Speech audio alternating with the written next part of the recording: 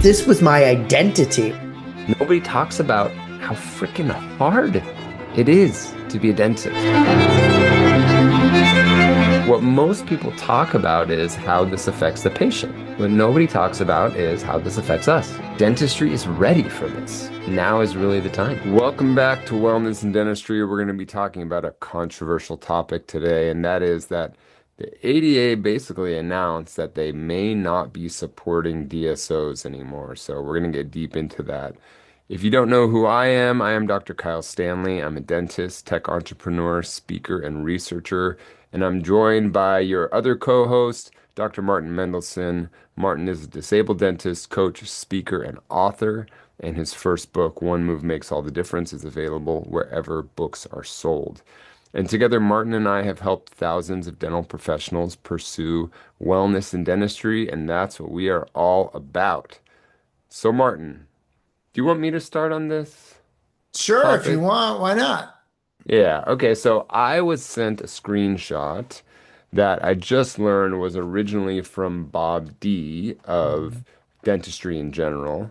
Yep. And basically, what was said was that the ADA president announced that for the last 5 or so years, the ADA has been really trying to work with DSOs and supporting them and doing initiatives and whatever.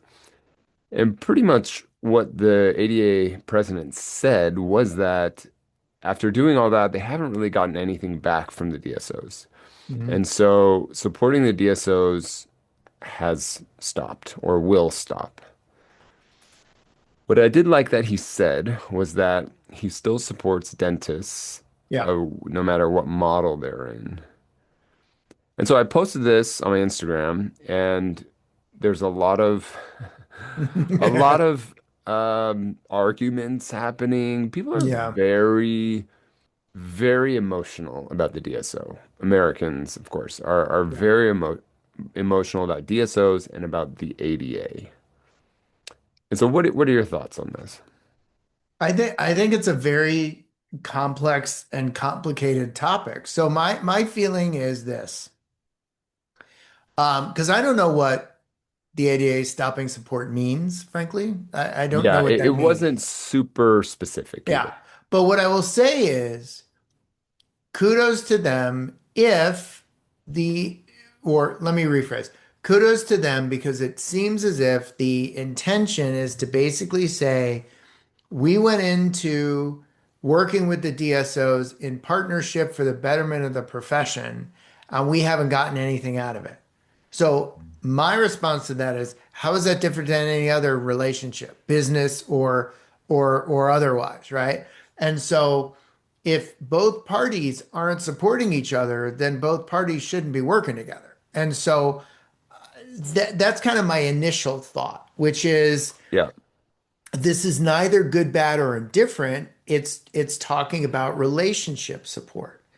Now, there's so many other thoughts that I have relative to, as I already said, what does support mean? But further than that, some DSOs will play nice in the sandbox with others, and some won't. And so, in fact, Sam Puri from Imagine just hosted the first ever like chief clinical officer, chief dental officer meeting of many of the DSOs at Imagine, which I thought was a really cool idea. It's But cool.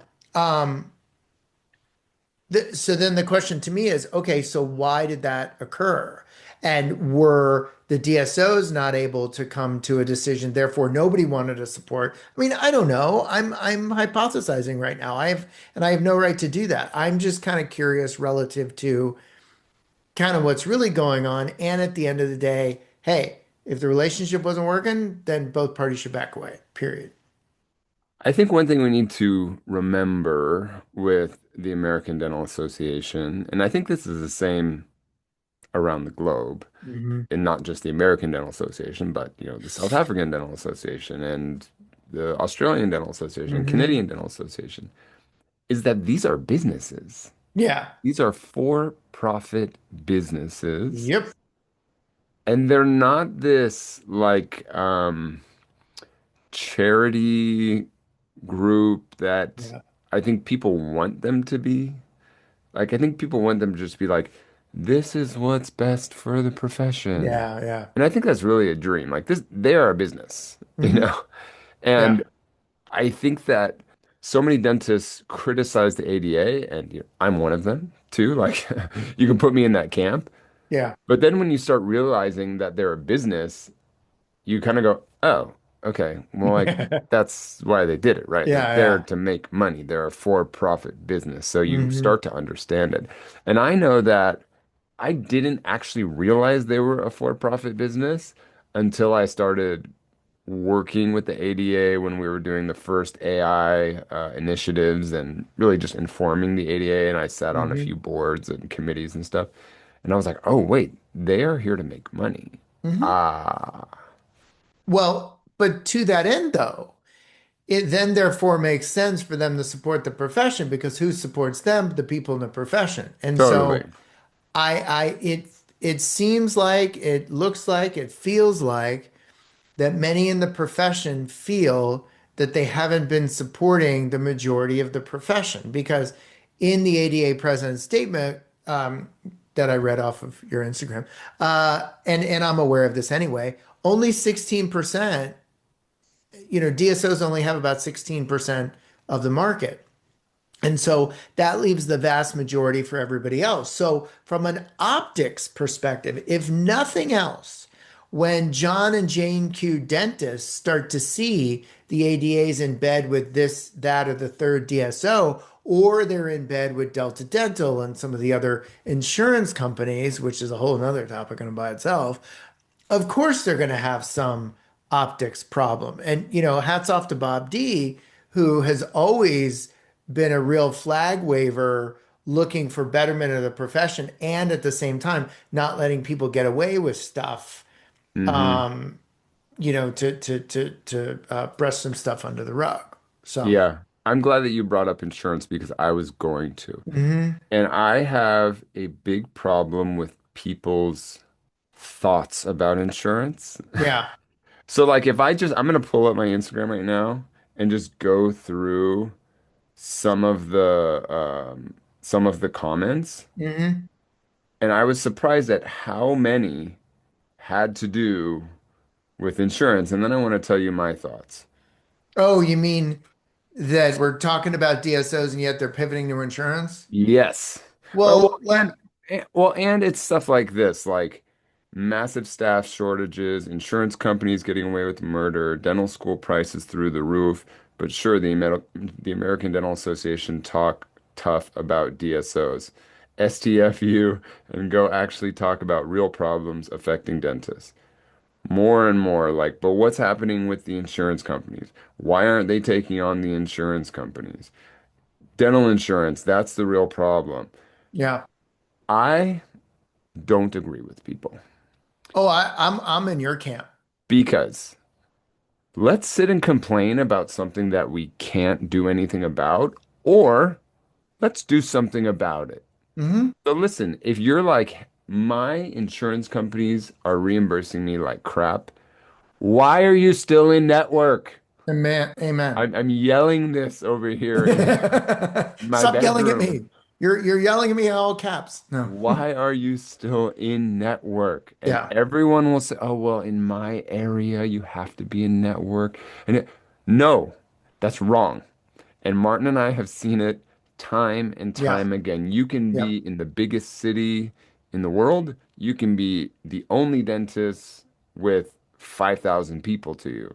Absolutely. Don't have to be in network. And if you're getting screwed in an insurance company, why sit there and just keep getting screwed? Do something about it. Yeah, should the ADA do something about that if they're lobbying for things? I do think they should, right? Yes. But again, they're a for-profit business, and Hmm. I'm sure the insurance companies pay them a lot of money. Yep. So what can you do about it? Well, you can maybe not support the ADA if you don't agree with what they're doing. Sure. Or if you want to support the profession, still support your local dental association.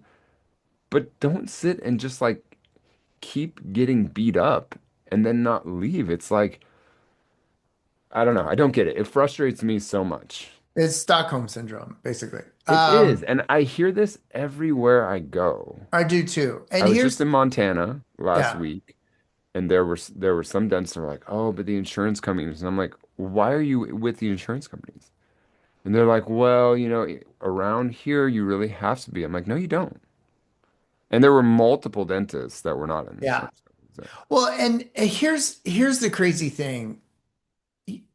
Having been around a lot of dentists for a lot of years and learn and really making it a personal passion to learn more about people, particularly in this current course I'm in about the neuroscience of leadership, like holy smokes. We let our emotions get ahead of us so often. And I guarantee you 90, and I'm saying this with tough love, 90% of the docs who will say to you in my area or I can't, et cetera, have never done a detailed analysis. If you do a detailed analysis of what's coming in your door in comparison to what's in the area, what would have, if you did all that, and then you looked at me in the face and said, Martin, in all honesty, I can't do it, yeah. then okay, fine. And Mm. look, there is a percentage, and I know it's small, of folk that are in that camp. Yet the vast majority of us are not in that camp. And so what I would say is, at the very least, do the math relative to if you can get out or not, what percentage of patient loss would you expect to incur, able to incur, forecasted to incur, and see how that would affect your income. Because most have not done this. And some of the, I mean, shoot, look at Frank Spear. He was in Fife, Washington, in a tiny town doing world-class dentistry for people in a what would some would call a rural area.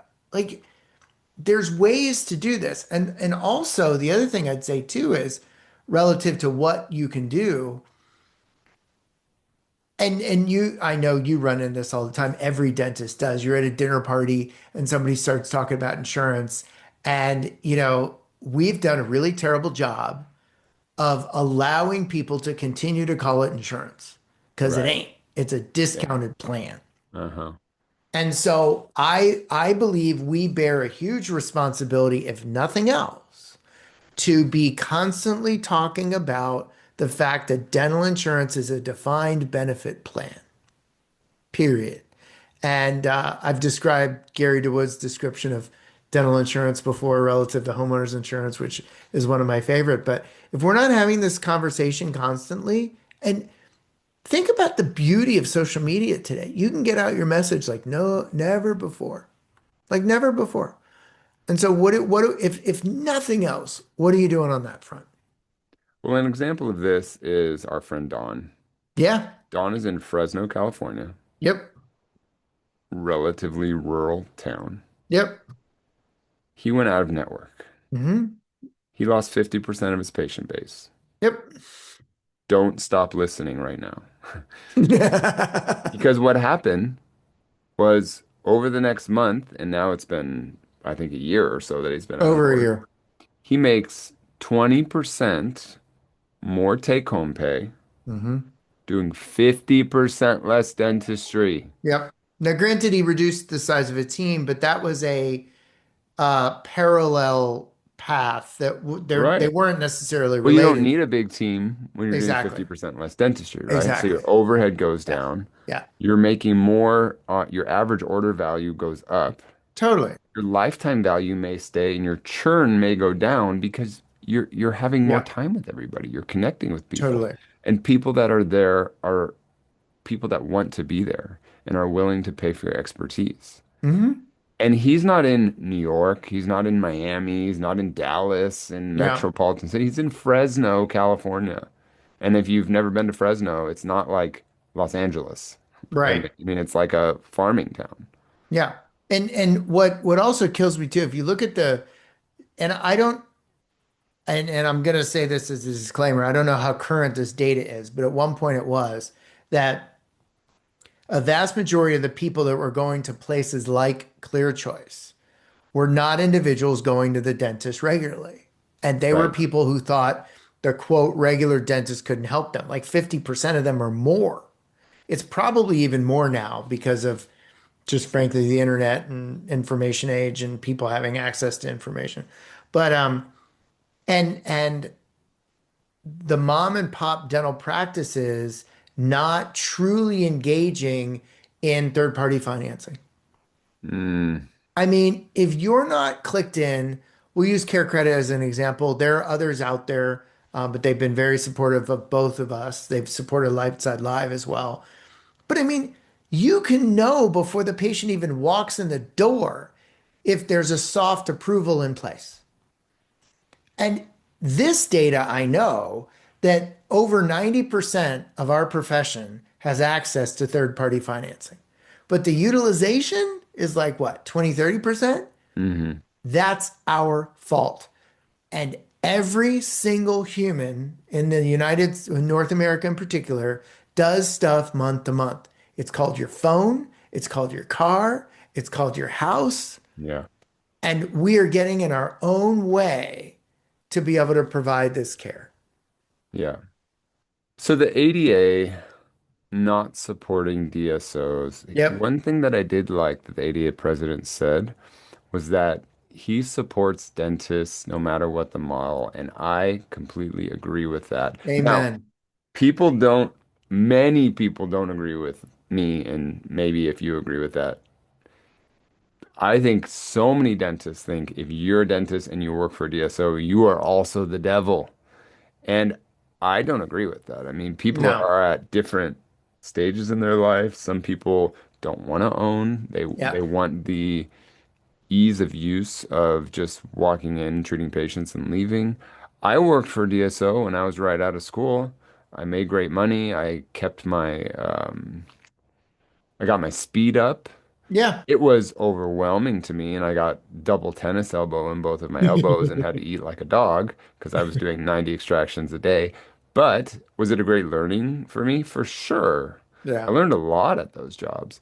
Yeah. So I like that the president was supporting any dentist in any model. And I am one of those people. I am here to support dentistry.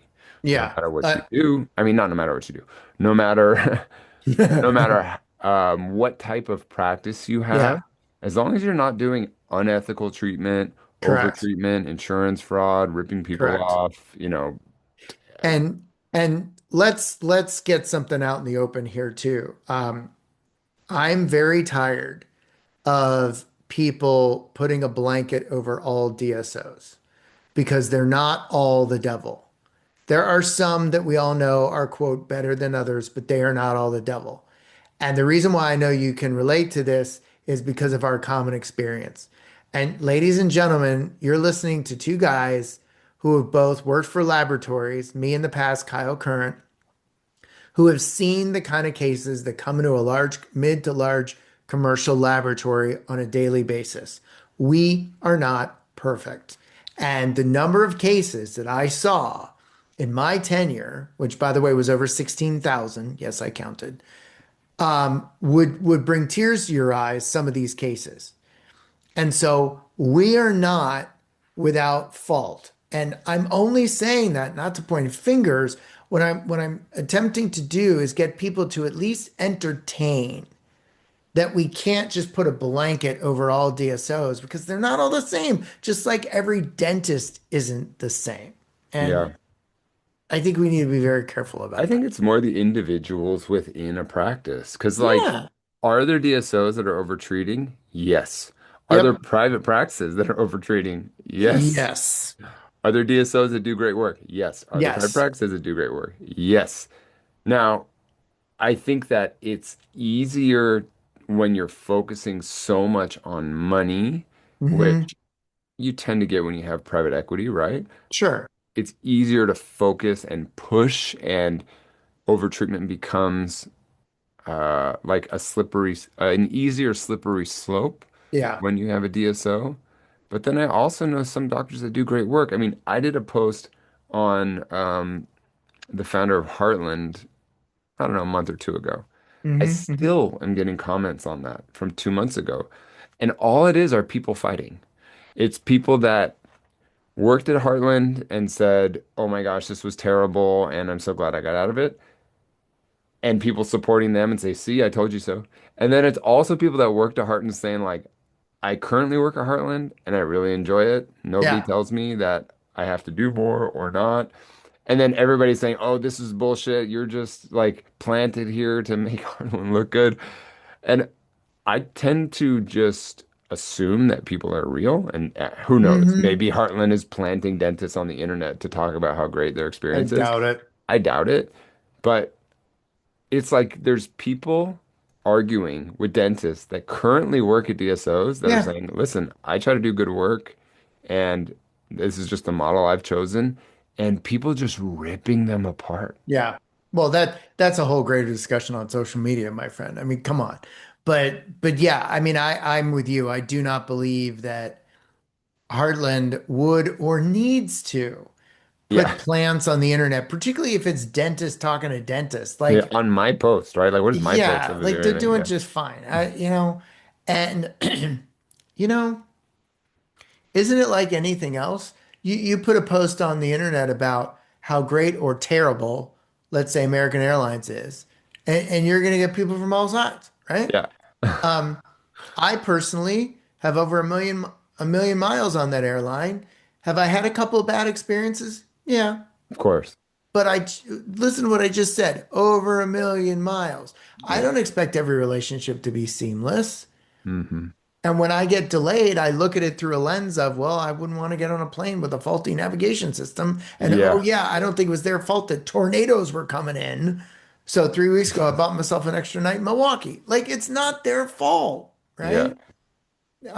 Now, if I were stuck there overnight because they couldn't get the part and the weather was fine, well, that's a different story, right? yeah, But I guess my point is that a lot of this is how you look at it. And again, we're extracting poor quality care. That's not what we're talking about. But again, guess what? There's poor quality care in solo practices as well. oh yeah, for sure. You know? The I just want to know why dentists are so like two topics. You know how like if you're giving a public speech or if you're at a party, you're Yeah. never supposed to talk about religion and politics. In dentistry, you're not supposed to talk about DSOs or insurance because Yeah. everybody is so heated at this. Yeah. And I am of this idea, let's focus on what we can control. Yeah. So let's see. You don't want to be involved with the DSO? Great. Then don't. Hmm. You do want to sell your practice to a DSO, work as an associate in a DSO? Yeah. Great. Then do it. Yeah. And similarly with insurance, like if you want to sit and complain about insurance, but then stay with insurance, what? Huh? Or if you want to be in network and you enjoy being in network, awesome. Do it. And I think too that dentistry is such a wonderful profession that gives us such wonderful options. And so many times, leaps in life we choose not to take because let's call it what it is, we're afraid. And it has a lot to do with limiting beliefs. Like, I have two really good friends, one of whom you know. Our friend Jack was in practice in Kansas, got an opportunity to work with his mentor in Denver. And so he and his wife moved. And he's doing the kind of dentistry he loves. It's a great Hmm. opportunity. It's a new city. And you go, oh, okay. Well, did he have kids or not? Because, was he stuck? Blah, blah, blah. It's like, no, wait a minute. What about my friend Dave, who had multiple children and who was living in Kansas, owned his own practice, decided to sell it and moved to Boulder, Colorado, and is doing incredibly well and never look back. By the way, fee for service practice. Now, granted, Hmm. yes, it's Boulder, but again, you can do that anywhere. So, like, we have so many options and we get so stuck with the fear around I can't do this and I can't do that. What if you flipped it to I can do this and I can do that? So, getting back to the ADA and DSOs, I think one of the biggest things we can ask ourselves, riffing off what you just said, is not why. What about this subject is making me so upset?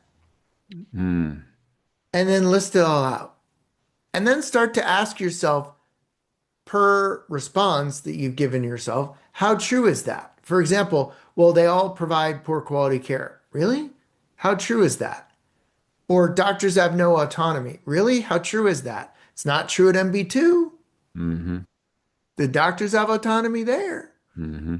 So I think part of it is we need to check ourselves and start looking at our own thoughts relative to, is what we're thinking of this subject actually real or just kind of assumptively made up in our heads? I don't know. I love that so much. Yeah.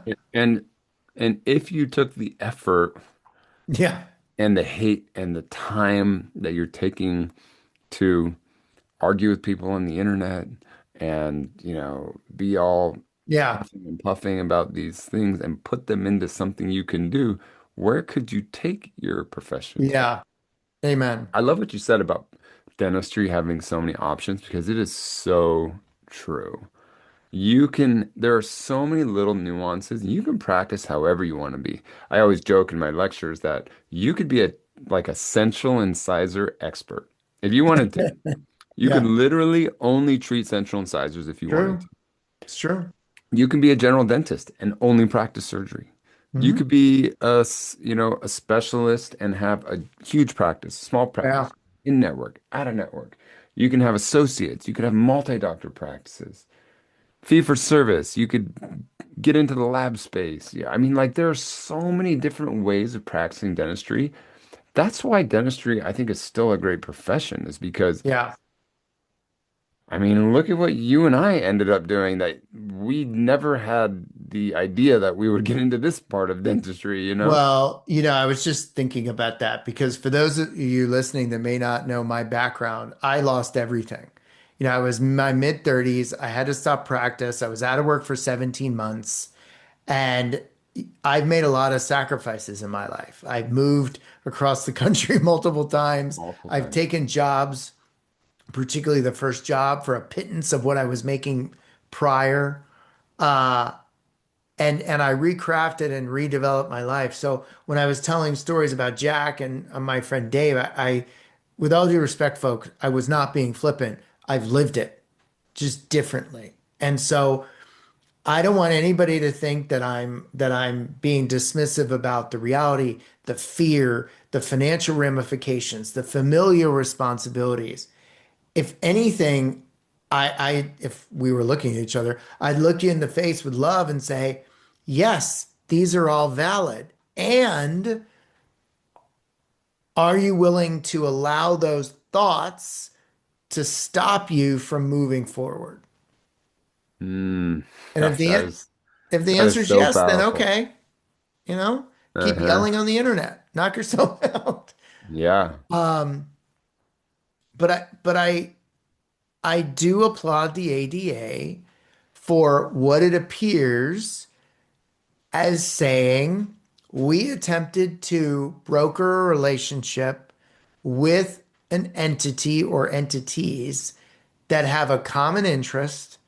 We didn't feel like we got the support we needed, and therefore we are no longer going to be working together. Well, how Mhm. is that different than anything else? Yeah. No, it's so true. I just keep coming back to this idea of focus on what you can control. Like if you're so mad at the DSOs for Yeah. doing stuff, then don't pay your dues and don't be a member of the, or sorry, of Yeah. the DSO, sorry, The the ADA. ADA, excuse me. If you're so mad at the ADA Yeah. for doing stuff, then don't be in the ADA, right? Yeah. And if you still want to be in the ADA, but you're not excited about what they're doing, then maybe see if you can get involved. Yeah. But to just sit and complain and then not do anything about it, I don't know. I've come far in my life, and that is not me anymore.